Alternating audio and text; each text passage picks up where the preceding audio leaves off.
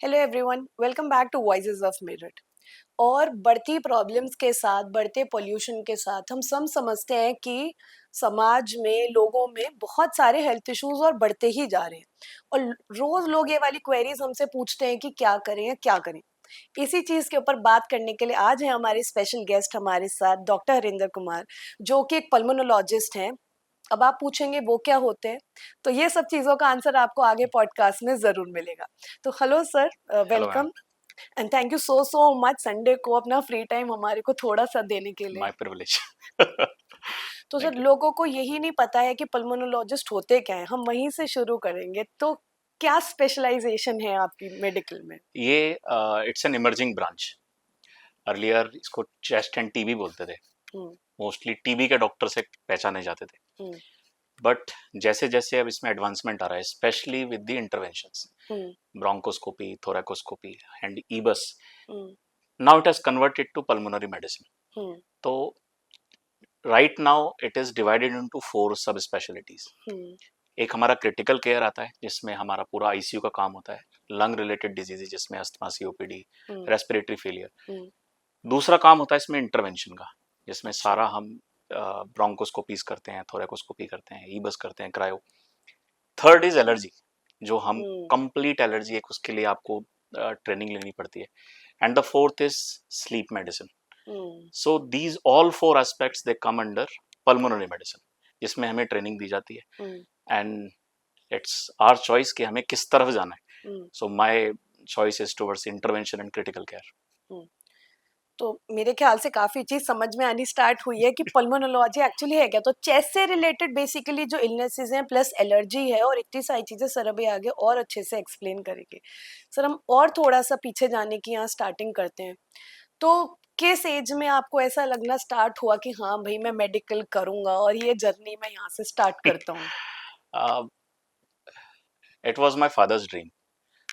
Father का सपना था कि डॉक्टर बनाना है, तो फिर कुछ सोचा ही नहीं।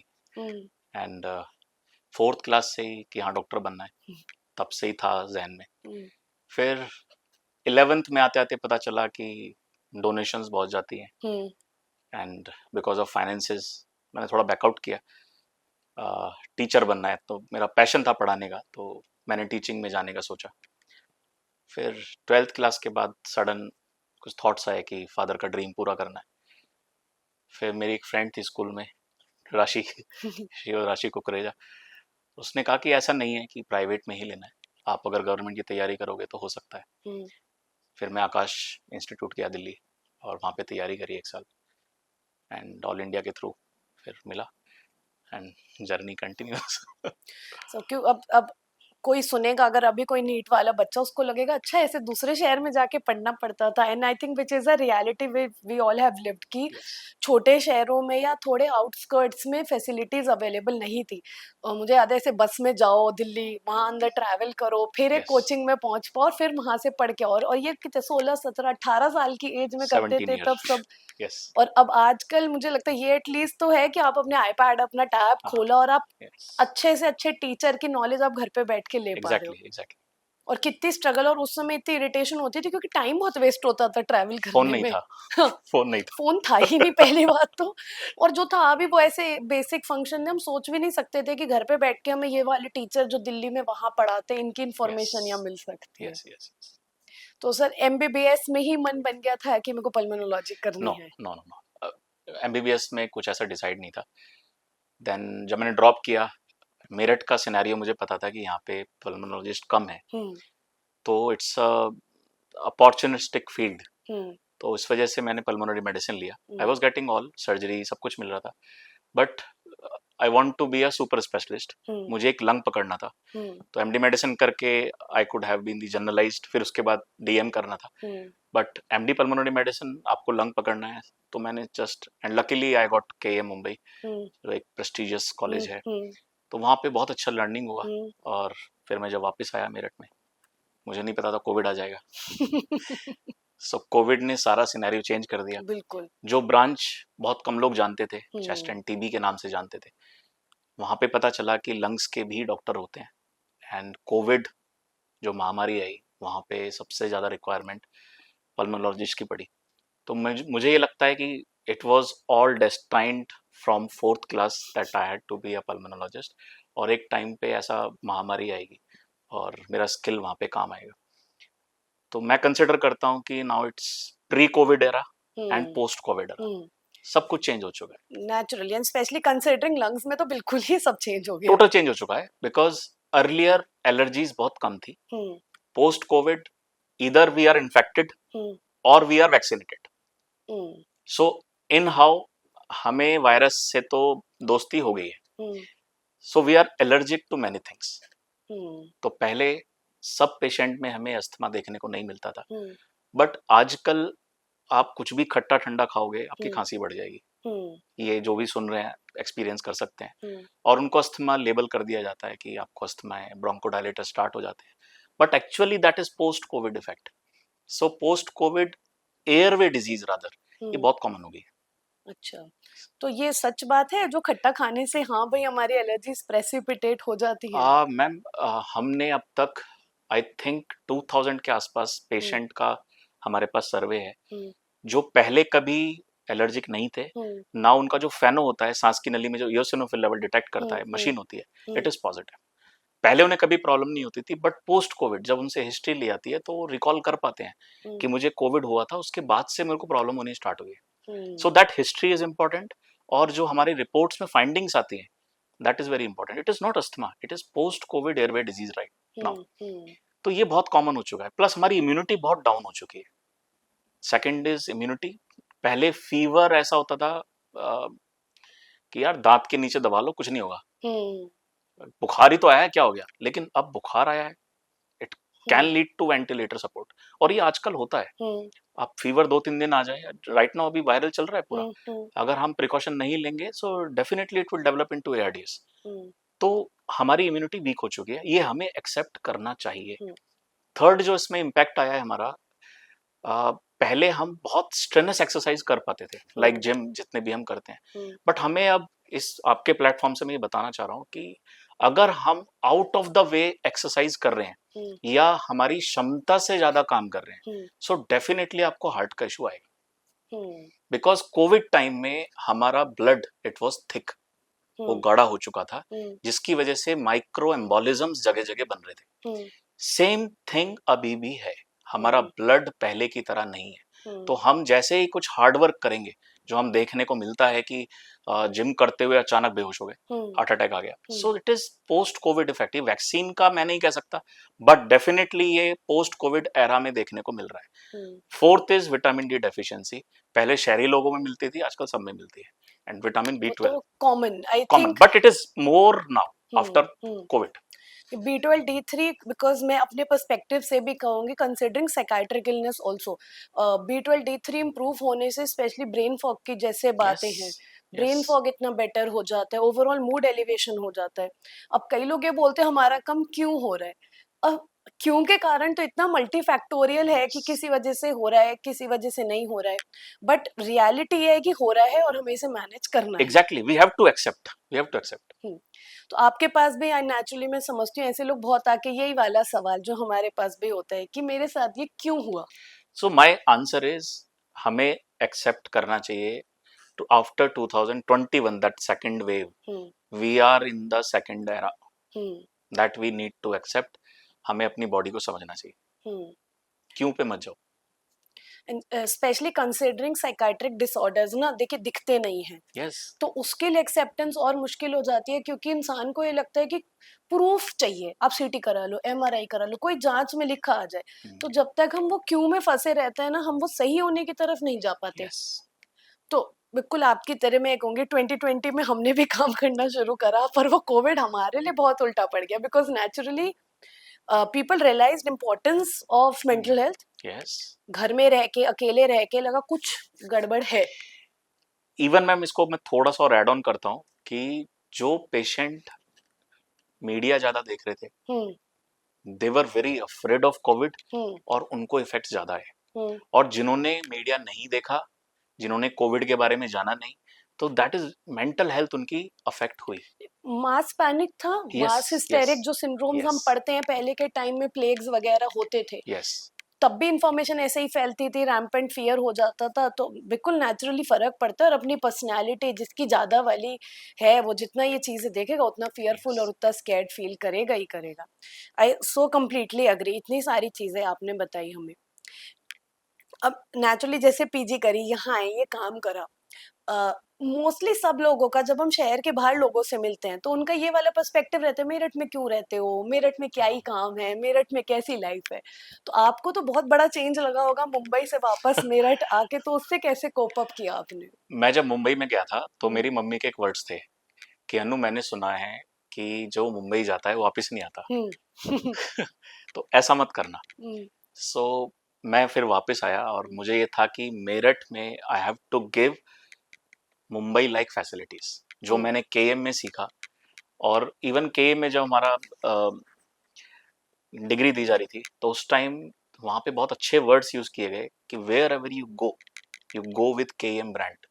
हम्म। वो वर्ड मुझे आज भी याद रहता है, whatever you do first think of KM. उसका नाम खराब नहीं होना चाहिए, आपका हो जाए। सो उस मेंटेलिटी के साथ मैं मेरठ में आया। और जब मैंने देखा, पेशेंट्स से बात करी, तो उनको ये लगता था कि सिर्फ लंग्स में तो पीएफटी होता है बस, हम्म। बाकी कुछ होता ही नहीं है। हम्म। फिर चैलेंजेस आए कि अगर हम डीएलसीओ, बॉडी बॉक्स या क्रायो ई बस ये सब मशीन मंगाएंगे तो लोग नहीं कराएंगे, क्योंकि वो दिल्ली में जाके कराते हैं। हम्म। बट हमें कुछ करना था। We established all super speciality things in Meerut. और फिर मुझे रियलाइज हुआ कि अवेयरनेस बहुत कम है। हम्म। देन आई स्टार्टेड, और उसका रिजल्ट मिलता है। तो सर, इतना आपने अवेयरनेस की जैसे डेफिशिएंसी फील हुई उस समय, तो इसीलिए आपको ऐसा वाला लगा कि हाँ भाई, मुझे वीडियोस बनाने की जरूरत है, क्योंकि एक पेशेंट को बता के काम नहीं चल रहा, मुझे सबको बताना पड़ेगा, ये वाली बात? ये तो फील हुआ मैम कि अगर आपको अवेयरनेस फैलानी है तो आपको मीडिया का माध्यम तो लेना पड़ेगा, हम्म। और उससे अवेयरनेस फैलती है। हम्म। कि मुझे भी ये वाली चीज लगी कि एक ही चीज में 10 मरीजों को बता रही हूँ, इसका मतलब समाज में वो चीज नहीं पता, तो यस, उसकी नेचुरली जरूरत है। Yes, yes. तो इतना बढ़िया नाम पल्मो क्रांति कहाँ से आया आपके दिमाग में? जैसा मैंने बताया मैम, लंग्स की अवेयरनेस काफ़ी कम थी। हम्म। और हिट मुझे तब हुआ, एक पेशेंट हमारे पास आया, उसने कहा कि अ, आज हमें डॉक्टर ने बताया कि आपके लंग्स में प्रॉब्लम है, हम्म। तो इसलिए हम आपके पास आए हैं। नहीं तो 7 दिन से कह रहे थे कि फेफड़े में इन्फेक्शन हुआ है। तब मुझे हिट हुआ कि कितनी डेफिशिएंसी है कि हम ये नहीं जानते कि लंग्स को फेफड़े बोलते हैं, हम्म। वो फेफड़ों को किडनी समझ रहे थे। तब मुझे क्लिक हुआ कि अवेयरनेस सीरियसली बहुत कम है और हमें इस पे काम करने की ज़रूरत है। जब तक आम जनता को अवेयरनेस नहीं आएगी, हम अपना इलाज नहीं करा पाएंगे। हम्म। क्योंकि अगेन, हम लोग ना बहुत, हमारा टनल विजन तो है ही, हम इतना लंबा पढ़ाई करते हैं तो शायद हमें ये लगने लगता है कि सबको बेसिक चीजें तो पता ही यस, हैं। यस। पर जब हम थोड़ा बियॉन्ड स्टेप करते हैं, क्योंकि हम्म, मैं अपने लिए भी ये बात मानती हूँ, हमें टैक्सेशन का सब कुछ नहीं पता, प्लम्बिंग, डेफिनेटली। कारपेंटरिंग, इतनी सारी स्किल जॉब्स जो और है हमें नहीं पता, तो यस, नेचुरली दूसरे को, क्योंकि देखिए स्कूल में भी एक बहुत लिमिटेड अमाउंट ऑफ इंफॉर्मेशन है जो हमें यस, मिलती है, यस, यस, और वो भी आपको पता है किस लेवल की एजुकेशन है जो मिल पा रही है, कैसे स्कूल्स हैं, कैसे चल पा रहे यस। हैं। नेचुरली अवेयरनेस बहुत बहुत कम है, और पर प्रॉब्लम क्या होती है, वहां बहुत बुरा लगता है, जिससे अगर अवेयरनेस जल्दी मिल जाती तो उसका इलाज अच्छा हो पाता या वो ठीक हो पाता। Exactly, exactly. क्योंकि नेचुरली आपके केस में भी मैं समझती हूँ ये बहुत है, कई बार चीजें रिवर्सिबल से आगे बढ़ जाती हैं। बहुत ज़्यादा बढ़ जाती हैं disease. Initially they are reversible, hmm. Later on it is irreversible. Hmm. और फिर इरिवर्सिबल आपको सिर्फ लाइफ को प्रोलॉन्ग करना है। हम्म। बट अगर आप अर्ली पकड़ोगे, hmm. Then you can cure the disease. तो ये डेफिनेटली है मैम। और क्रांति तो मेरठ से ही चालू होती है मैम। बिल्कुल बिल्कुल सही बात है ये तो। मेजर क्वेश्चन, या आपको ऐसा क्या लगा जो मेरी मोस्ट वन, अगर मैं पूछूं टॉप वन चीज जो आपसे मोस्टली सब मरीज आके पूछते ही हैं, या जो उनकी बेसिक क्वेरी रहती है, वो क्या होगी? It depends on the disease. Hmm. Like अगर मैं अस्थमा की बात करूं तो इनहेलर से वो काफ़ी रिलक्टेंट होते हैं, मतलब हम्म। लेना नहीं चाहते। हम्म। तो ये सबका ही डर है मन में। हम्म। तो उसका मैंने एक्सप्लेनेशन दिया था लोगों को। तो ये कॉमन क्वेश्चन है कि इनहेलर लेना ही पड़ेगा, लाइफ टाइम तो नहीं लेना पड़ेगा, हम्म। आदत तो नहीं पड़ जाएगी। हम्म। आईएलडी पेशेंट है तो ऑक्सीजन कब तक लेनी पड़ेगी। हम्म। कैंसर पेशेंट आते हैं, इसका इलाज संभव है नहीं है। हम्म। और दवाई कब तक खानी है। ये बहुत कॉमन क्वेश्चंस हैं जो पेशेंट हम्म। के आते हैं, और hmm. It is because of lack of awareness, hmm. That's it.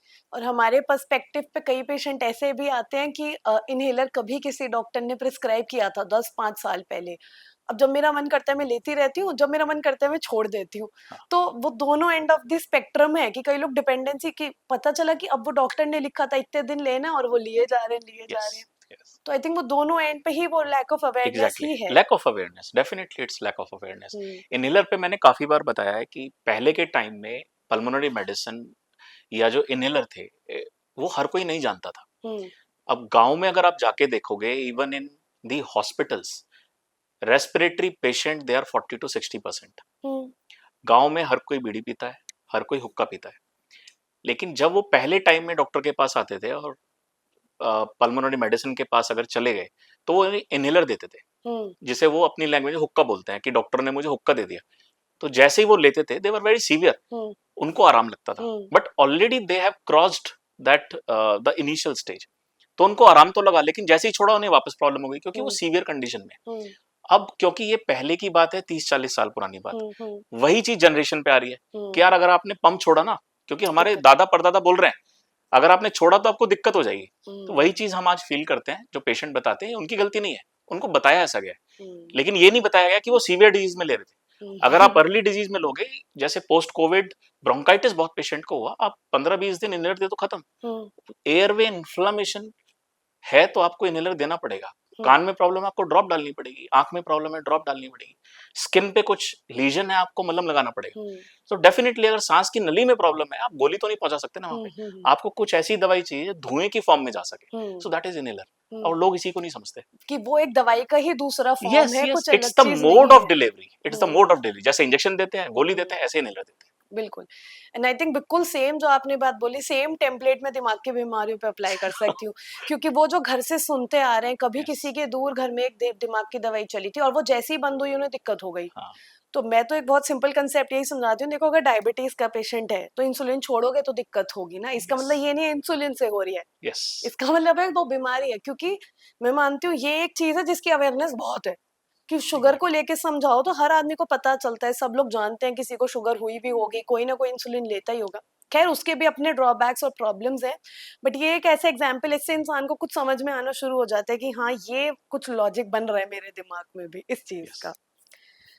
तो सर ऑब्वियसली जैसे हम क्लिनिशियंस हैं, क्लिनिकली पेशेंट को सही करना, इम्प्रूवमेंट आना बहुत ग्रेटिफाइंग रहता है। कुछ ऐसे इंसिडेंट्स जो ऑनलाइन फेसबुक पे सोशल मीडिया पे वीडियोस बनाने से आपको इतने ग्रेटिफाइंग लगे कि यार दिन बन गया मेरा तो आज इस चीज से बिल्कुल। बहुत सारे हैं मैम। हम्म, बस इस पे तो मुझे यही कहना चाहिए कि अब पेशेंट नहीं देख रहे, we are dealing with emotions. Hmm, और सोशल मीडिया से फायदा मिलता है, हम्म, पेशेंट अवेयर होते हैं। और बहुत अच्छा लगता है जब वो आके बोलते हैं कि मुझे आज बीमारी समझ में आई, हम्म, मैं आपकी ये वाली वीडियो देख के आया हूँ। हम्म, आपने जो ये सांस की नलियों का जो रखा हुआ है, हम्म, इसको मैंने देखा था, मैं इसे देख के आया हूँ। हम्म, और इतनी दूर दूर से पेशेंट आते हैं, तो अब इसका अवेयरनेस का डेफिनेटली बहुत फर्क पड़ता है। हम्म। और अल्टीमेटली कई छोटी सी अवेयरनेस से इतनी बड़ी बड़ी बीमारियां भी हम ट्रीट कर सकते हैं। यस, अगेन कमिंग बैक, जैसे मैंने बोला बाहर से जब लोग आते हैं ना तो मेरठ अच्छा नहीं लगता, या सेटलमेंट इश्यूज, लॉजिस्टिक इश्यूज, जो ये सब प्रॉब्लम है, आपके हिसाब से मेजर हर्डल क्या रहा यहाँ काम करने में? मेजर हर्डल तो मैम अवेयरनेस ही रही। हम्म, जहां तक मुझे लगा कि अगर लोगों में जानकारी होती तो शायद इतनी प्रॉब्लम नहीं आती। हम्म, लास्ट 6 इयर्स से मैं कंटिन्यू काम कर रहा हूँ, मैंने अभी तक एक दिन की छुट्टी भी नहीं ली है। मैं कोई हॉलीडे पे नहीं जाता हूँ, सिर्फ संडे हमारा बंद रहता है। बाकी एक रंग को छोड़ के, होली का जो हम्म, रंग का दुल्हनडी जो रहती है, हम्म। वो बंद रहता है, बाकी किसी दिन बंद नहीं रहता। सो जस्ट कि अवेयरनेस फैलाना बहुत ज़रूरी है। अवेयरनेस फैलेगी तो लोगों का अच्छा इलाज होगा। अरे तो सर इसके साथ तो फिर फैमिली बैलेंस कैसे करते हैं? ये तो बहुत मुश्किल काम बता दिया आपने। ये डिपेंड करता है ma'am. I am lucky enough कि हम्म, मेरा जो पार्टनर है, she hmm, is very cooperative hmm, and she knows my passion, hmm, कि मेरा ये पैशन है। इतना है कि सुबह जब मैं काम पे आता हूँ, बच्चों से और वाइफ से मिल के आता हूँ, जाके भी फिर वाइफ और बच्चों से मिलता हूँ, मम्मी से मिलता हूँ, मैं और कहीं नहीं जाता। तो उनको भी टाइम देना मेरी प्रायोरिटी बनती है। हम्म। क्योंकि आई एग्री, मैं समझती हूँ स्पेशली ना ये, बल्कि मैं हमसे और पहले की बात करूंगी, 20 से 30 साल वाला जो फेज है आई थिंक वो बहुत स्ट्रेसफुल रहता यस, है। क्यों? करियर भी, पढ़ना भी, मोस्ट यस, प्रॉब्ली शादी हो जाती है, पहला बेबी हो जाता है, यस, वो वाला। 30 to 40 की ये वाली स्ट्रगल रहती है कि भाई आप काम एस्टैब्लिश कर रहे हो, इवन अगर कोई एग्जैक्टली। जॉब में भी हो उसकी अपनी प्रॉब्लम्स है, आपकी फैमिली एस्टैब्लिश करनी है, रिलेशनशिप्स है, इतना मुश्किल है, तो कोई भी फेज लाइफ का ऐसा तो नहीं है जो आराम से कटेगा। यस, डेफिनेट ये लाइफ है। और गौतम बुद्ध जी के इतने बढ़िया वर्डिंग्स हैं कि दुख ही सच है, वो रहना है, and you have to deal with it. तो sometimes I think acceptance of emotions या पेन भी जरूरी है। एक्सेप्टेंस तो सबसे ज्यादा जरूरी है। अगर हम्म। आपको कोई डिजीज हुई है, यू एक्सेप्ट इट, हम्म। आप आधे ठीक हो जाओगे। हम्म। सो एक्सेप्टेंस बहुत जरूरी है, बिल्कुल जरूरी है। जो आपने फेज और टाइम की बात बताई कि आजकल ये जैसे प्रॉब्लम बढ़ रही है, तो कहीं ना कहीं ये कहना सही है कि पहले के टाइम में क्या बीमारी अपने आप रिजॉल्व हो जाती थी काफी हद तक, और आज उन्हें इंटरवेंशन की जरूरत ज्यादा पड़ती है। बिल्कुल, मैं इस बात को बिल्कुल एग्री करता हूँ। जैसे मैंने बताया कि पोस्ट कोविड हमारी बॉडी की इम्यूनिटी वीक हो गई है, हम्म। तो कहीं ना कहीं हम इंटरवेंशंस में जा पाते हैं, और डिजीज को डायग्नोस करने के लिए हमारा ज्यादा खर्चा लगता है, पेशेंट हम्म। को बीमारी हो जाती है। हम्म। पहले हमारा शरीर खुद लड़ता था। बट इसके अलावा भी एक थ्योरी जो मैं सोचता हूँ, पहले के टाइम में एक्सरे, सीटी, सीटी भी बाद में है, पहले हम्म। एक्सरे था। हम्म। एक्सरे पे कुछ भी इन्फेक्शन हुआ, खांसी हुआ, टीबी की गोली खिला दी। हम्म। आज हमें पता है अगर एक्सरे पे इन्फेक्शन आ रहा है, so it can be bacterial, it hmm. Can be fungal, hmm. वो कुछ भी हो सकता है। हम्म। तो जैसे हमने एक रिसर्च करी थी, हमने 100 पेशेंट लिए थे हम्म। जिनको टीबी कंसिडर किया गया, हम्म। एंड वी डिड ब्रोंकोस्कोपी, हम्म। और आपको यकीन नहीं आएगा, out of 190 they were not TB, they were only bacterial infection. कुछ उसमें फंगल थे, कुछ उसमें वायरल आए, कुछ नॉन रिजॉल्विंग निमोनियाज थे, but they were not TB. So अगर इस चीज को देखें हम, तो पहले के टाइम में जो हर किसी को टीबी की गोली का प्रसाद दिया जाता था, बिकॉज अवेयरनेस थी नहीं, हमारे पास मशीन्स नहीं थी, तो हम हर चीज को टीबी कंसिडर करते थे। लेकिन आज ऐसा नहीं है। और वो एक सेइंग थी ना, पहले हमने भी बहुत शुरू के एमबीएस टाइम सुन रही थी, जो भी फीवर रिजॉल्व नहीं हो रहा वो एटीटी से ही रिजॉल्व सो होएगा। बिकॉज इंडिया में it's common, hmm. Out of 4 to 5 people hmm. 3 are affected. Hmm. तो इंडिया में टीबी इतना कॉमन है, हम्म। लेकिन हमें ये भी समझना पड़ेगा, हमारी बॉडी टीबी से फाइट करती है। हम्म। अगर आप दवाई भी नहीं खाओगे, आप अच्छी डाइट रखोगे, ऑटोमेटिकली आपकी बॉडी टीबी के अगेंस्ट फाइट करेगी। Hmm. So these two are the differences, कि पहले के टाइम में हमारे पास इन्वेस्टिगेशंस नहीं थे, हम्म। तो वो गांव का बैठा हुआ बाबा जी वो खांसते खांसते मर जाता था, और वो सोचते थे टीबी से मर गया, हो सकता है उसको कैंसर की गांठ हो। आज हम कहते हैं कि कैंसर बढ़ गया, बढ़ा नहीं है, वो डायग्नोस हो रहा है। दैट इज, मैंने ये डिफरेंस फील किया कि बीमारी बढ़ी नहीं है, हम्म। बीमारी वही है, बस हम उसको पकड़ पा रहे हैं हम्म। क्योंकि हमारे पास इन्वेस्टिगेशंस आ गए हैं। And overall I think absolute number तो इसलिए डिफरेंस है क्योंकि पॉपुलेशन इतनी पॉपुलेशन बड़ी में है, इंक्रीज हो रही है, तो डेफिनेटली। एब्सोल्यूट नंबर तो इसलिए बढ़ेगा ही बढ़ेगा। तो ये तो बहुत अच्छा एक रीजनिंग हमेशा रहती है जब भी कोई कहता है चीजें बढ़ गई, जनता भी तो आपकी मल्टीप्लिकेशनल एग्जैक्टली। फोल्ड में बढ़ी है ना, यस। कोई उसका भी तो कोई वो नहीं है कि हम एब्सोल्यूट नंबर तो कभी देख ही नहीं सकते, नेचुरली एग्जैक्टली। परसेंटेज में भी फर्क आ जाता है फिर ऐसे करते करते। तो वेरी वेल एग्रीड सर। अब इसके बाद नेक्स्ट क्वेश्चन जनरली लोगों का आप पे भी यही आता होगा कि सर चलो आपने इम्यूनिटी की इतनी प्रॉब्लम बता दी, पोस्ट कोविड बता दी, तो अब क्या करें, अब तो हो गया हमें जब जो होना था 20 में 21 में, अब इम्यूनिटी बेटर करने के लिए या मैं अब अच्छी लाइफ जीने के लिए क्या ऐसा कर सकते हो? मैं अपने पेशेंट्स को क्या रिकमेंड करता हूँ, जैसे मैंने अभी भी कहा, फर्स्ट यू एक्सेप्ट। हम्म। हमें पहले टाइम को एक्सेप्ट करना पड़ेगा कि हम्म। हमारी बॉडी अब वीक हो चुकी है। हम्म। अब उससे लड़ने के लिए हमें क्या करना है? लाइक एयर पोल्यूशन बहुत ज्यादा फैल रहा है, और एलर्जीज बहुत ज्यादा कॉमन हो गई है। Better to wear mask. Hmm. अगर आप दुकान पे बैठे हो, हम्म। आपका बिल्कुल रोड साइड पे दुकान है, आपको पता भी नहीं है पर डे आपके अंदर कितना डस्ट जा रहा है, hmm. So best advice is आप मास्क पहनना स्टार्ट करो। हम्म। सिर्फ कोविड में मास्क नहीं, बाकी टाइम पे भी मास्क पहनना है, हम्म। और वो काफी हद तक आपके ऊपर एलर्जी का बर्डन कम कर देता है। हम्म। तो अगर कोई भी काम आप ऐसा कर रहे हो, हम्म। स्पेशली जो दुकान पे बैठे हैं, हम्म। या ऑक्यूपेशन कोई भी है, लाइक शुगर केन, आप हम्म। फैक्ट्री में काम कर रहे हो, कॉटन डस्ट डस्ट की फैक्ट्री में काम कर रहे हो, जहां पर डस्ट है या जहां पर केमिकल एक्सपोजर है, हम्म। वेयर मास्क, ये बहुत हम्म। इंपॉर्टेंट है। दूसरा, इसी चीज पे बस एक चीज मैं यस, पूछती हूँ आपसे, मैंने अभी कहीं पढ़ा कि जो हाउस डस्ट वर्कर्स हैं या जिन्हें घर की बहुत झाड़ू या सफाई करते हैं उनका भी इनहेलेशन ऑफ डस्ट, मतलब उनको भी मास्क पहनना चाहिए क्या? इतना सिग्निफिकेंट है? क्योंकि हम बहुत सफाई प्रेमी लोग हैं, तो हम तो बहुत ज्यादा डीप क्लीनिंग में विश्वास रखते हैं। जब से मैंने वो पढ़ा तो मैं अभी कंफ्यूज हूँ कि हमें भी मास्क पहन के घर में सफाई इफ करनी यू है आर क्या? हैविंग सिम्टम, अगर आपको हम्म। लक्षण आ रहे हैं, हम्म। तो डेफिनेटली आपको पहनना चाहिए। हम्म। दवाई से ज्यादा, अगर दिख रहा है कि आपने कोई नई चीज स्टार्ट करी है, हम्म। और आपको थोड़ा खांसी होनी स्टार्ट हो गई है, हम्म। जैसे एक पेशेंट हमारे पास आए थे, उनका डायग्नोस नहीं हो रहा था, हम्म। लगातार खांसी बन रही थी, वेल एजुकेटेड, सब कुछ ठीक था। हमने सारे टेस्ट किए तो थोड़ा बहुत चेंजेस आए। फिर मैंने उनकी हिस्ट्री ली कि अभी आप रिसेंटली कुछ आपने नया ज्वाइन किया है। तो उन्होंने बताया कि मैं यूनिवर्सिटी में तपोवन में जाना स्टार्ट किया है। She was a female. Hmm. और तपोवन में जाने के बाद से मुझे थोड़ा कफ आना स्टार्ट हुआ है। हम्म। सो तपोवन में अगर कोई गया है, बिकॉज इट्स टोटली ग्रीन, हम्म। लेकिन वहां पे एक प्रॉब्लम है।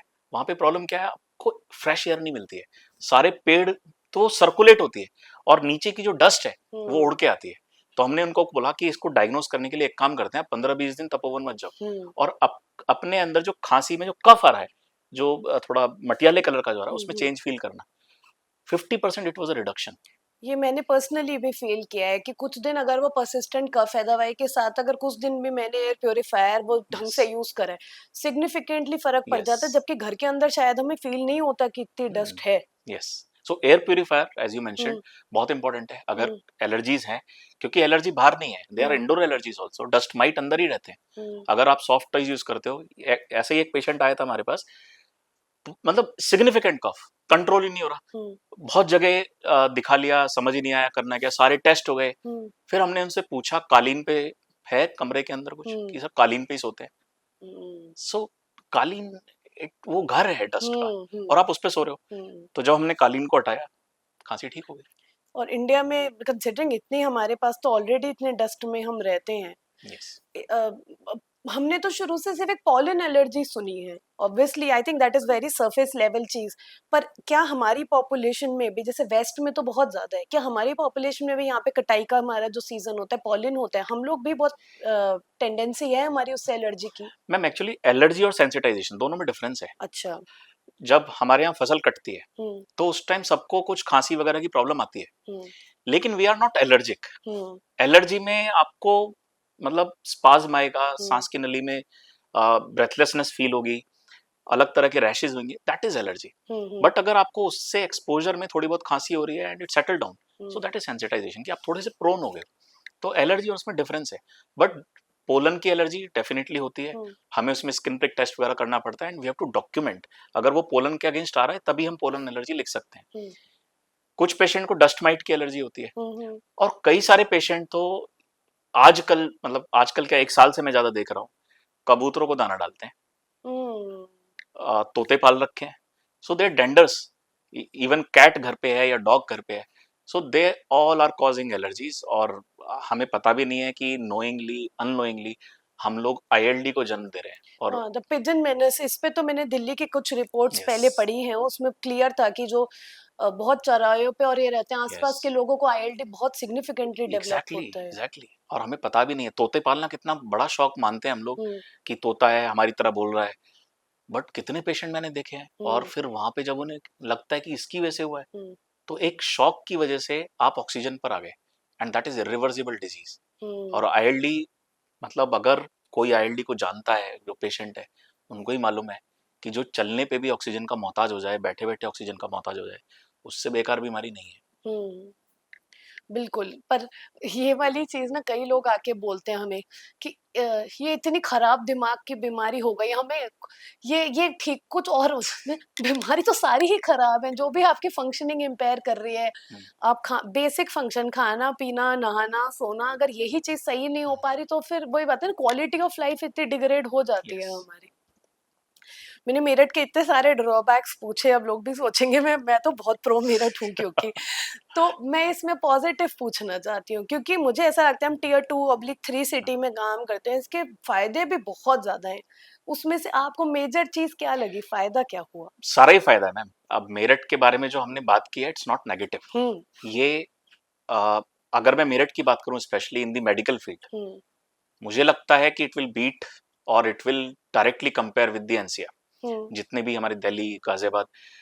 बिकॉज इतना यहाँ पे डॉक्टर्स की जो कैपेबिलिटीज है, इतने रिनोन्ड डॉक्टर्स यहाँ पे अवेलेबल हैं। इवन हर सब सुपर स्पेशलिटी ब्रांचेस यहाँ पे अब अवेलेबल हो चुकी हैं, और काफी टाइम से। ऐसा नहीं है कि अभी हुई है, काफी हम्म। टाइम से। हम्म। मेरठ के आसपास जो भी एरियाज हैं, जो विलेजेस हैं, बहुत सारा मेरठ ड्रेन करता है, हम्म। और मेडिकल के लिए हब माना जाता है। बिल्कुल। मैं अगर अपने एरिया की बात करूं, and I was shocked 4 years back, I hmm. Was shocked.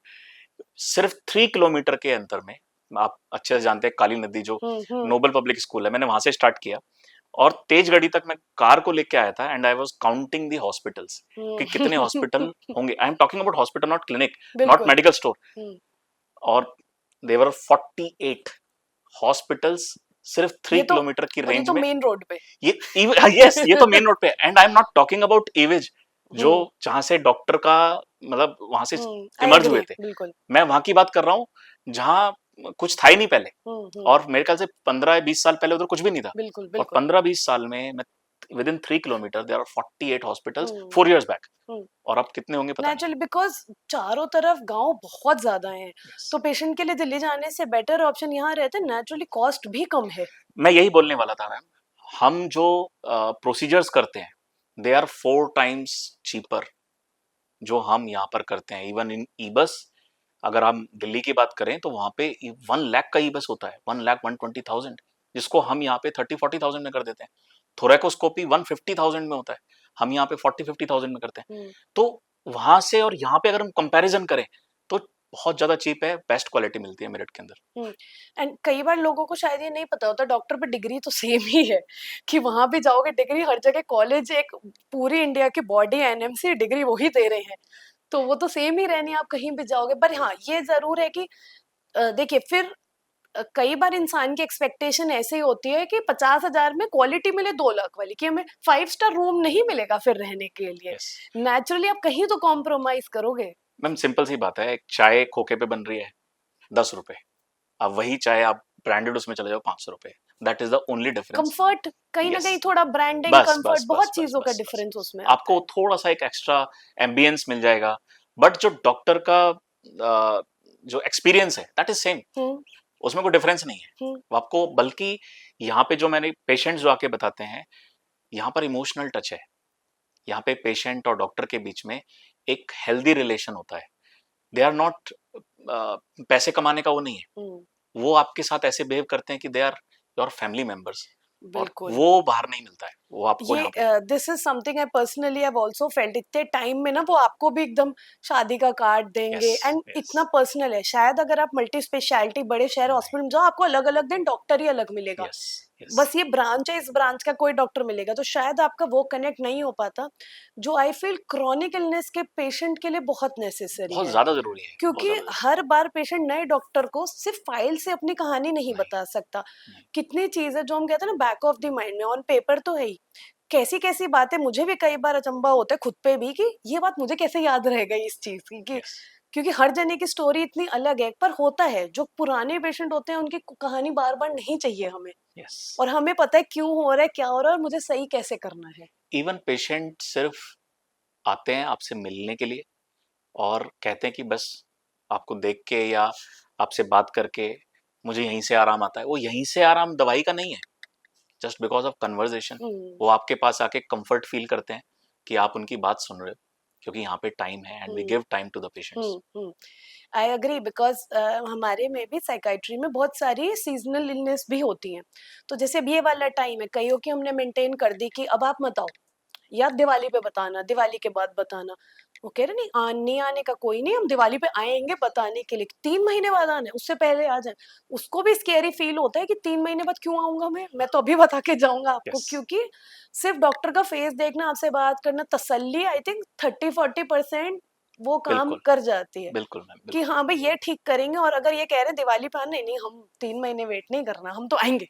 This is doctor patient relationship और ये होना बहुत ज्यादा जरूरी है. I agree sir. इतनी सारी चीजें हमने, एलर्जी की बात करी, आईएलडी आपने डिस्कस करा. बहुत स्मॉल पार्ट इसका जो लोगों को पता भी नहीं होगा, बल्कि मैं समझती हूँ इन मेडिकल फील्ड भी लोगों को नहीं पता है, स्लीप स्टडी की बात करी. इट इज आई थिंक एक पूरा पॉडकास्ट टॉपिक ही अलग है स्लीप स्टडी का, क्योंकि वो हमारी ओवरलैपिंग वाली चीज हो जाती है ब्रांचेस की. इतनी इम्पोर्टेंट चीज है, कितना उसका बढ़िया डायग्नोस्टिक वैल्यू है, पर कितनी होती है यहाँ. मैम अगर हम स्लीप में घुसे तो मुझे लगता है sleep is the best medicine. Hmm. आप रेस्ट करो, आपकी हाफ बीमारी ठीक हो जाती है. हम्म. स्पेशली जो हम लोग डील करते हैं एपनियास के साथ, ओबीज पेशेंट हैं, खराटे आ रहे हैं, राजा महाराजा के शौक हैं, खराटे तो आएंगे. But that is a root cause. जब एपनियाज होते हैं, खराटे आते हैं, तो रात के टाइम ऑक्सीजन डेफिशिएंसी होती है, CO2 बढ़ती है. सो ऑक्सीजन कम होने की वजह से बॉडी के अंदर डैमेजेस होने स्टार्ट होते हैं. And that lead to diabetes, that lead to hypertension, hmm, और हम्म, कार्डिक इश्यूज बहुत ज़्यादा आने स्टार्ट हो जाते हैं। हम्म, तो ये एक, मुझे लगता है स्लीप मेडिसिन हम लोगों ने लेवल 1 स्टार्ट करी थी 3 साल पहले मेरठ के अंदर। Level 1, there are 4 levels, 4 hmm, 3 2 1। 1 is the top most, जिसमें हम अच्छा, काफ़ी सारे डिजीज को डायग्नोस कर पाते हैं, एपनियास को, रेस्टलेस लेग सिंड्रोम को। तो ये इसकी अवेयरनेस अभी कम है, हम्म, बहुत ही ज़्यादा कम है। हम्म, मतलब पल्मों की बात करूं तो मैं स्लीप सबसे लास्ट में, हम्म, क्योंकि लोग समझते हैं कि खर्राटे लेना नॉर्मल है। नॉर्मल है, बट इट्स नॉट नॉर्मल। और बहुत सारे पेशेंट हैं, और मतलब स्लीप, तो मुझे ऐसा लगता है कि अगर सिर्फ स्लीप की बात करें तो 50% patients, they are affected because of lack of sleep. Hmm, stress है, काम का स्ट्रेस है, घर की टेंशन्स हैं, जिसकी वजह से वो सो नहीं पाते, और उससे वो नई नई बीमारी डेवलप करते हैं। हम्म, सो आप बाहर की कंट्रीज में जाएंगे, specially in Japan, hmm, they focus on sleep. Hmm. Even working hours में भी वो 1-2 घंटे स्लीप के लिए देते हैं। तो स्लीप मेडिसिन इज तो टोटली डिफरेंट। हमारे यहाँ बहुत ज्यादा कल्चर भी तो नहीं है, बचपन से कोई आपको सोने कहाँ दे रहा है। एग्जैक्टली। सिर्फ छोटे बच्चों को सोने देते हैं। अदरवाइज मैं समझती हूँ अडल्ट या टीनेज लाइफ में भी पेरेंट्स को, घर वालों, रिश्तेदारों को इतनी प्रॉब्लम होती है अगर आप सो रहे हो तो हम तो बहुत अर्ली करियर से बोलना शुरू कर देते हैं स्लीप बहुत इंपॉर्टेंट है, जब तक आ रही है लो। यस। क्योंकि ये सब लोग बहुत शेम करते हैं। मेरे को पर्सनली एक टाइम पे बहुत शौक था सोने का। अब नेचुरली काम के साथ इतना नहीं होता, तो बहुत मुझे ऐसा लगता है। और पेशेंट्स कितनी बात बताते हैं, आके बोल देते हैं इतना क्यों सोते हो, सोने की क्या जरूरत है, मैं देखो 4 घंटे की नींद में काम कर रहा हूँ। ये अच्छी बात अच्छी नहीं बात है। नहीं है, एग्जैक्टली एग्जैक्टली। आपकी बॉडी रिक्वायरमेंट 6-8 घंटे की है, हो सकता है किसी की 10 घंटे हो। यस। तो आई थिंक कल्चरली ऑल्सो बहुत शेमिंग है स्लीप के अराउंड। सुबह 4 बजे उठना है, क्यों? अगर आप 4 बजे उठ रहे हो तो आप 9 बजे सो जाओ। बहुत कल्चरली ठंड के दिन है, 4 बजे उठ के आप नहा लिया, फिर क्यों कर रहे हो आप ये? कि पहले से करते थे। अब मे भी आपकी बॉडी, जैसे आपने का इम्यूनिटी है, एज है, हो सकता है आपकी बॉडी 30 साल की एज में वो झेल रही थी, 50 साल में नहीं कर एग्जैक्टली पाएगी। एग्जैक्टली। पर वो रूटीन वही रहता है। हम तो शुरू से 5 बजे उठ के नहा लेते हैं, अब नहीं झेल रही बाबा आपकी बॉडी, आपको थोड़ा लाइफस्टाइल उम्र के साथ चेंज चेंज करना करना पड़ेगा। पड़ेगा। पर हम लोग अपने सिस्टम्स में इतने रिजिडली फिक्स्ड हैं कि मैं तो यही करूंगा। आधी चीजें मैं भी मानती हूँ, लाइफस्टाइल चेंजेस से बहुत ज्यादा यस। डिफरेंसेस आते हैं। और फिक्स नहीं रहना है। बहुत सारी चीज बचपन में करते थे, अब नहीं कर रहे। जो आज कर रहे हैं वो कल हो सकता है थोड़ा सा और ओल्डर एज की तरफ जाएंगे तो नहीं कर पाएंगे। जो रिजिड है वो टूटेगा, हम्म, जो फ्लेक्सिबल है वो रहेगा। हम्म। Very true. तो sleep is a whole other thing, and उसकी एम्फेसिस तो आई थिंक मैं प्रायोरिटाइज कर करके I am very pro sleep. जब जाने मिले प्लीज सो जाओ। बहुत बहुत दिमाग को, बॉडी को बहुत हीलिंग पावर्स हैं। इतने हॉर्मोन्स हमारे हैं जो सिर्फ स्लीप में ही सिक्रीट होते हैं। यस। उस पे हम और टच करेंगे तो 1-2 घंटे तो हमारे बहुत कैजुअली स्लीप पे ही चले जाएंगे। सर, फाइनल क्लोजिंग रिमार्क, क्या आप ऑनलाइन कंसल्टेशंस लेते हैं? Yes, we do online consultation, because उसके 2-3 रीजन है। पहला तो telemedicine, teleconsultation, it's legal hmm, approved. दूसरा, जो हमारे पेशेंट्स हैं, बहुत सारे पेशेंट ऑक्सीजन पे रहते हैं, हम्म, वो एम्बुलेंस करके डॉक्टर को दिखाने नहीं आ सकते, लाइक स्पेशली नाइल्डी या जो हम्म, टर्मिनली इल पेशेंट्स हैं। हम्म, सो ऐसे पेशेंट को मुझे लगता है कि we can give online consultation, hmm. Because एक बार आके अगर वो दिखा देते हैं, उसके बाद हम उसको टेली कंसल्टेशन प्रोवाइड कर सकते हैं, और पेशेंट के लिए बहुत अच्छा है ये। Completely agreed. फॉलो अप के लिए it is a very good. अब फोन है तो उसके यूजेज भी बहुत सारे हैं, और yes. Video call specifically. So I make sure मैं वीडियो के नीचे सर की सारी टेली कंसल्टेशन एंड क्लिनिक का एड्रेस डालूंगी, कि आपको कोई इश्यूज हो तो एटलीस्ट एक बार आप वीडियो कॉल पे पूछें और दोबारा जाके प्लीज विजिट कर सकें। एनी क्लोजिंग चीज आपकी तरफ से सर, कि हम मेरठ में यहाँ से और क्या क्रांति एक्सपेक्ट करें, यहाँ पे और क्या होने वाला है? मैम, मेरा विजन इस पल्मो क्रांति को मेरठ से इंडिया तक लेके जाना है। हम्म, और मैं चाहता हूँ जैसे 1980s में हर कोई शुगर को जाना, हर कोई इंसुलिन को जाना, 2020 से 30 के बीच में हर कोई पल्मो को जानेगा, कि हाँ, लंग्स की भी प्रॉब्लम होती है, लंग्स के भी डॉक्टर होते हैं, और सबसे ज़्यादा हम जो इफेक्टेड हैं, it's because of lungs only, और ये हम्म। हमें पहचानने की ज़रूरत है। Absolutely. Thank you so so much sir. आपने बहुत ही कंसाइज वे में इतनी बड़ी ब्रांच के बारे में इतनी चीजें बताई। मुझे पर्सनली भी इतनी चीजें नहीं पता थी, जिसमें मैं खुद ही कह रही हूँ सबको अपना अपना काम पता होता है। यस। दूसरे की इतनी डेप्थ जब तक हमारे पे नहीं बीतती हम ढूंढने की कोशिश ही नहीं करते हैं। Exactly. So thank you so much sir, it has been very enlightening in सारी चीज़ों के लिए बात करने के लिए। आई होप आप लोग जो जितने लोग देख रहे हैं कुछ ना कुछ नया सीखने को मिला होगा और हम अपनी हेल्थ के लिए, अपनी वेलनेस के लिए यहाँ से अच्छा और आगे ही जाएंगे।